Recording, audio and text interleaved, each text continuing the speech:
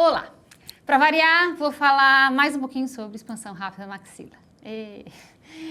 Vou trazer a definição, de expansão rápida da maxila, porque esse tema gera um pouco de confusão e acho que é importante a gente deixar bem clara.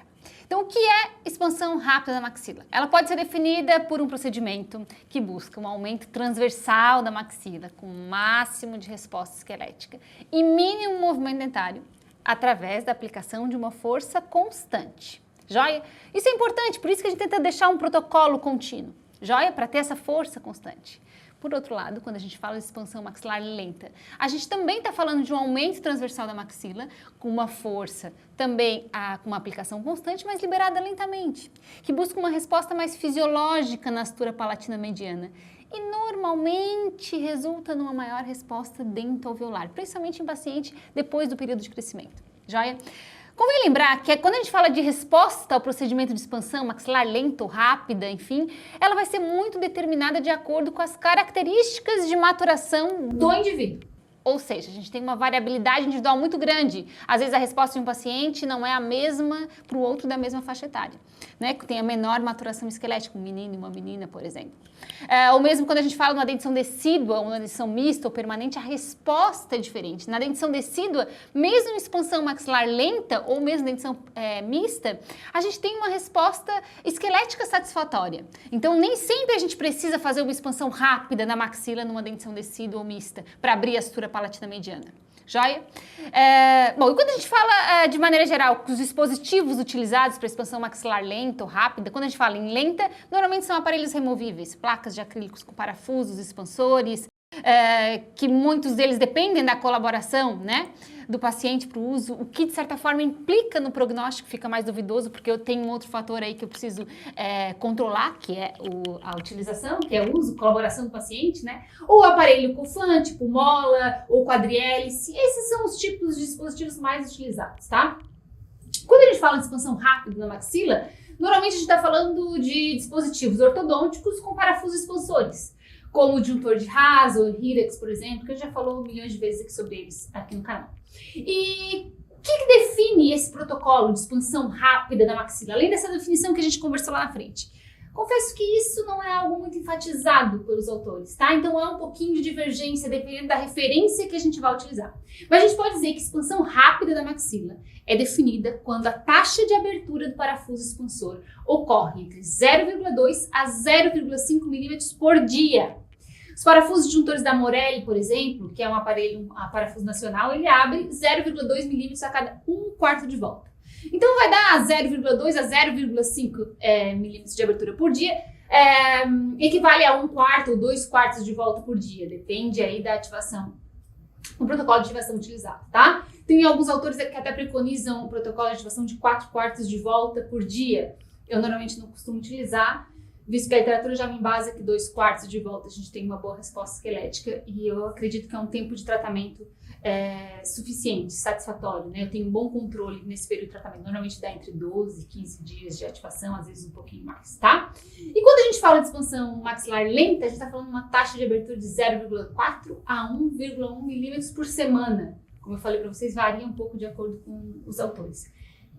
Essa taxa de ativação vai dar mais ou menos 90 gramas força de acúmulo, durante o processo de ativação.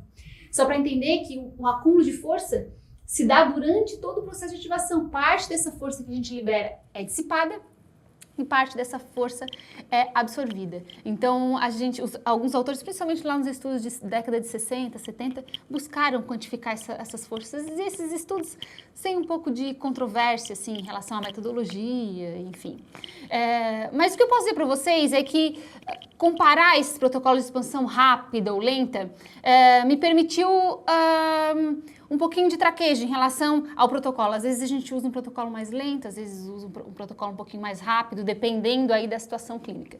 De maneira geral, eu opto por um protocolo de expansão maxilar rápido, principalmente quando eu quero uma resposta esquelética satisfatória e isso faz com que eu diminua o meu período de ativação, em que eu tenho o controle daquela situação. O que a gente pôde observar nesse trabalho que a gente publicou, que foi a capa do American Journal de 2013, comparando esses protocolos em dentição mista? A gente pôde observar que na expansão maxilar lenta, por exemplo, a gente tinha uma grande falha no protocolo de ativação desses aparelhos expansores, porque o paciente ativava por um longo período de tempo. Mesmo a resposta esquelética sendo muito semelhante entre uma expansão rápida e lenta na dentição mista, né? Resposta esquelética eu digo em termos de abertura de sutura e de amplitude da maxila como um todo, o mesmo até a resposta na cavidade nasal foram muito semelhantes, tá? Pouca diferença estatística. Teve alguma diferença significativa, mas clinicamente bem questionável.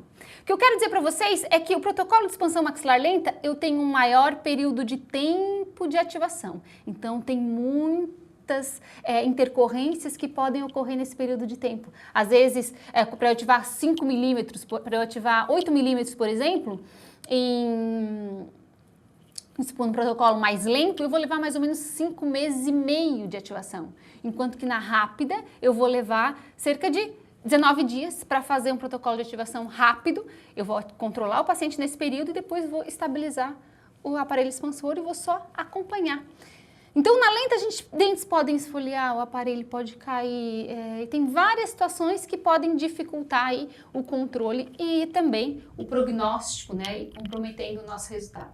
Joia? Então, se você quer saber um pouquinho mais sobre isso, vocês vão ver que vou deixar aqui embaixo no link para vocês, no primeiro comentário, um e-book que vocês podem baixar que fala um pouquinho mais sobre os tipos de aparelhos expansores e as características aí, principalmente do aparelho expansor tipo RAS, que é um aparelho que eu gosto muito de utilizar quando a gente fala em expansão rápida da maxila. Também vou deixar o link para vocês do nosso curso de expansão rápida da maxila, que é um curso que a gente online, que a gente fala muito sobre isso, sobre a nossa metodologia em relação ao diagnóstico, né, planejamento e execução, como dominar esses 3 pilares do nosso tratamento para a gente ter firmeza aí na nossa prática clínica, tá bom? Um beijo grande para todos vocês e até o próximo vídeo. Tchau, tchau!